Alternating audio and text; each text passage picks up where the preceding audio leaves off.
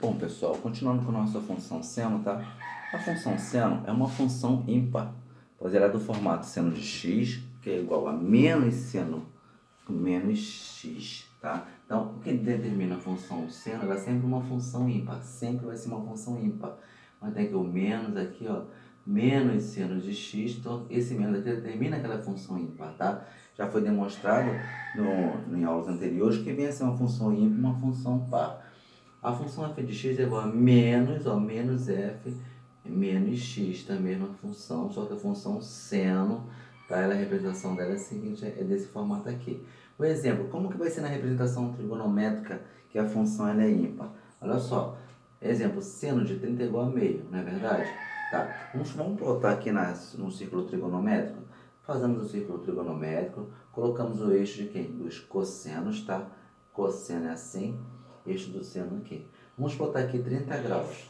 30 graus aqui, tá? O que você vai ter que fazer? Você vai ter que projetar, né, em direção ao eixo dos senos. Se o eixo dos senos está aqui, ó, olha só, o eixo do seno está aqui, e aqui é o 30 graus, projeta para cá, em direção ao eixo em direção ao vértice, que é o eixo do seno, que é o que? O eixo Y, né? Os eixos das ordenadas, ó, 30 graus já está aqui, vai projetar para cá, ó, projetou para cá. Então, esse pedacinho aqui, ó, esse pedacinho aqui vai ser a medida do ângulo de 30 graus, que é meio. Esse pedacinho aqui, ó, esse pedacinho aqui equivale meio, tá vendo? Olha só como é que é bem tranquilo. Isso aqui é um ponto, né? Vamos chamar de ponto P, né? Vamos chamar de P, né? O que acontece? Você tem o eixo dos senos, que está aqui, ó, olha só, o seno está aqui, o ponto P não está aqui, ele é o seno de 30 graus, esse pedacinho aqui, 30 graus. Você vai projetar esse aqui em direção para cá, ó. Projetou para cá, em direção ao eixo dos senos, que é o eixo dos Y, para cá. Esse pedacinho aqui, ó, esse pedacinho aqui, que é meio, né, seno de 30 é meio, que é o quê? É o valor do seno de 30 graus, certo? Mas aí, como é que eu sei que ele é ímpar? Se você projetar aqui para baixo, ó, olha só. Se você projetar essa mesma medida aqui para baixo, assim, um outro ponto aqui para baixo, entendeu?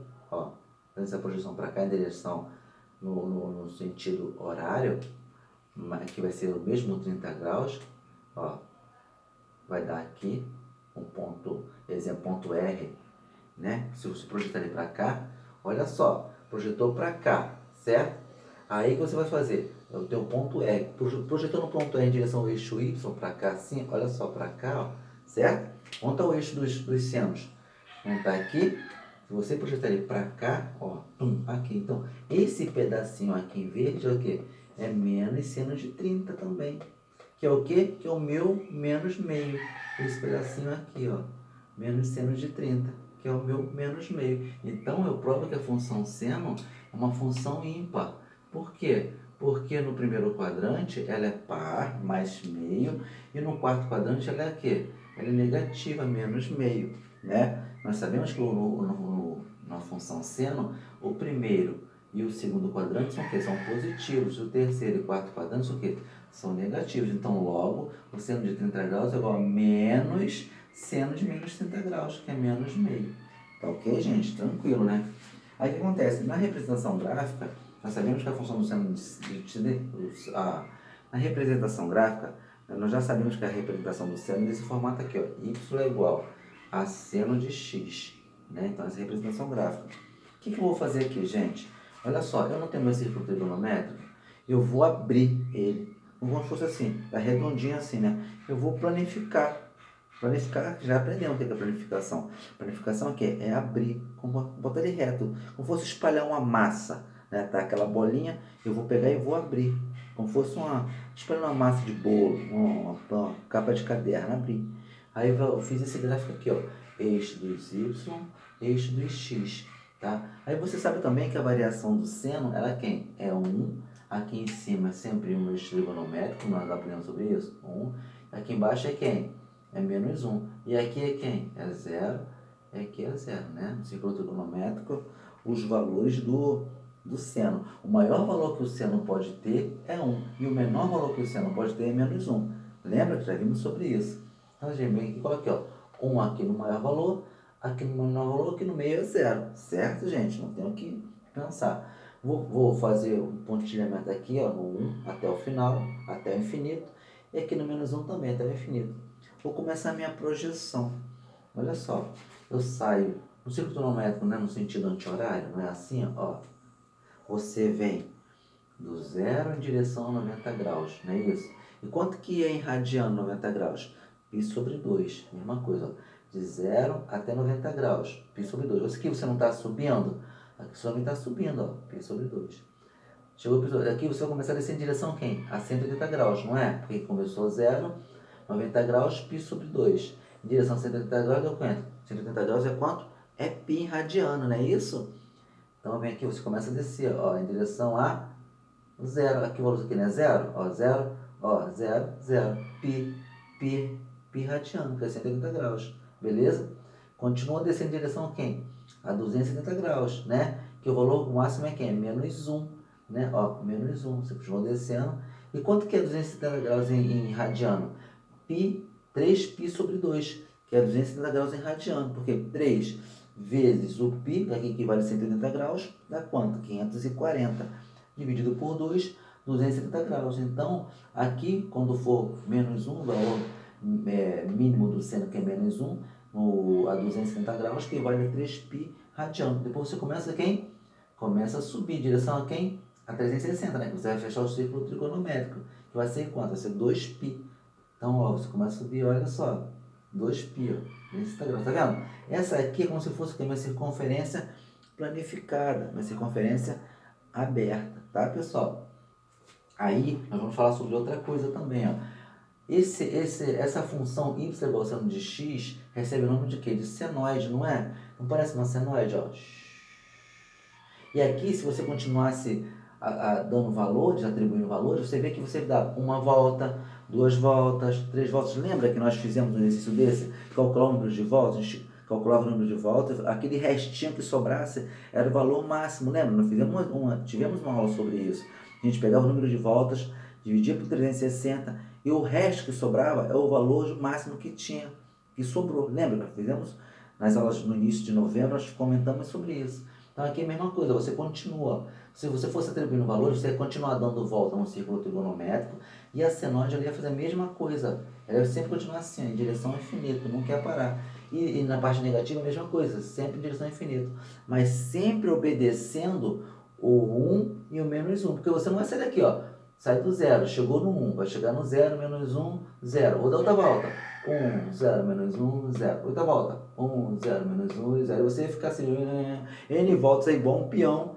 Mesma coisa você ia ficar assim. E sempre seria quem? Uma senoide. Porque se você rebater para cá, olha só. Pegar esse negocinho aqui e colocar aqui, você vê que faz uma circunferência igualzinho. Mesmo se você pegar essa parte aqui e deslocasse para cá. Ah, vinha para cá, descia, depois subia, entendeu, gente?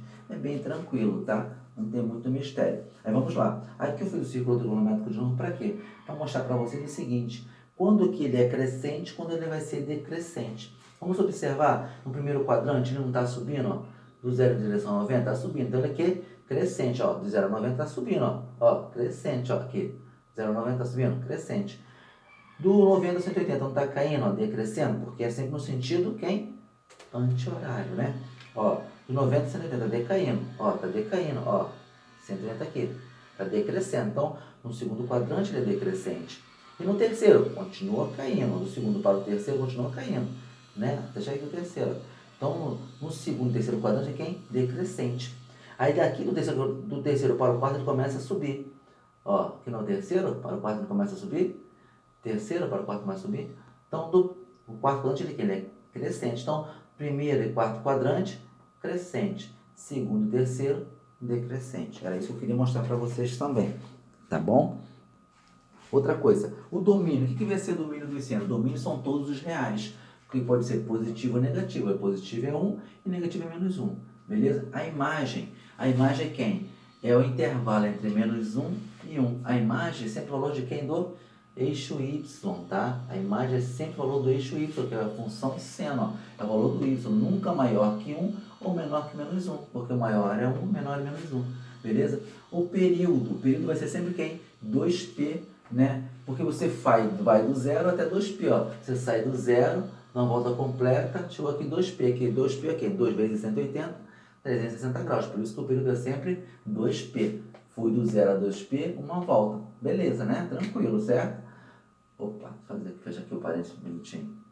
Meio borrado, né? Mas dá para entender. A paridade, a função, já vimos que a paridade é o quê? Se ela é par ou se ela é ímpar. Nós já afirmamos que a função, sendo a função ímpar, já demonstramos sobre isso. Ó. Lembra? 30, rebate para cá, ó, faz a simetria para cá, ó, bau! Ficou o quê? Aqui embaixo, outro ponto. Só você fazer isso aqui, ó, pum, entendeu? Menos 30, menos meio e meio. Então, ela é uma função ímpar. A função seno é uma função ímpar. Seno de x é igual a menos, ó, esse menos aqui determina que ela é par ou ímpar, menos x. Tá bom, gente? Tranquilo, né? Então, a paridade dela é para saber se ela é par ou se ela é ímpar.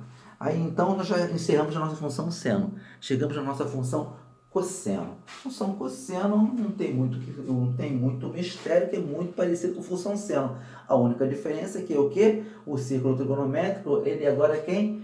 Contrário da horizontal, né? Porque se o seno é vertical, o cosseno é quem? Horizontal. Tranquilo. Função cosseno, ou seja, x, o número real de P, a sua imagem na circunferência trigonométrica. Igualzinho a história do seno, né?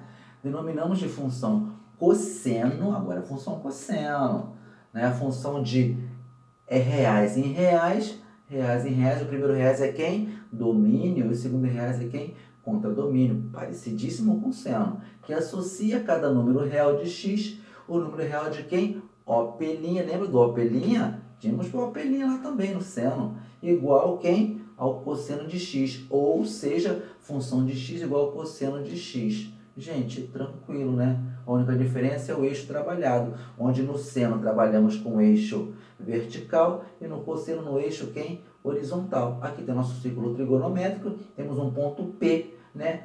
E um ângulo X. Onde está meu pelinha? Onde está meu círculo? Primeira coisa para eu achar meu pelinha. Aonde está meu cosseno? Qual é o eixo do meu cosseno? É o eixo horizontal. Está aqui. Onde está meu P? Meu P está aqui. Eu vou projetar em direção para cá. Para o seno? Não, em direção para o cosseno. Eu vou projetar para baixo, para cá. Certo? Ó, para cá, ó.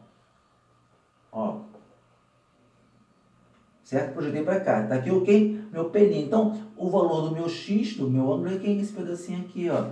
Esse pedacinho aqui, ó, e daqui até aqui é quem? É o meu cosseno de x.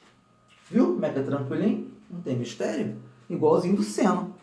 Não é ou não é? Igual do seno. Tudo que eu fiz no seno, fiz no cosseno, tá? Então é isso que eu queria demonstrar. Tem mais coisinhas que eu vou apagar o quadro para poder eu apresentar a vocês. Mas vocês veem que não tem mistério, tá? Eu estou demonstrando tudo isso porque quando a gente for fazer um exercício que tem na apostila, eu vou apresentar uma maneira mais suave, né? Como fosse um macete, uma coisa mais tranquila, que vocês vão aprender tranquilinho nos exercícios, tá? Então é isso aí que eu queria demonstrar para vocês. Eu vou apagar o quadro e vamos avançar na nossa função cosseno.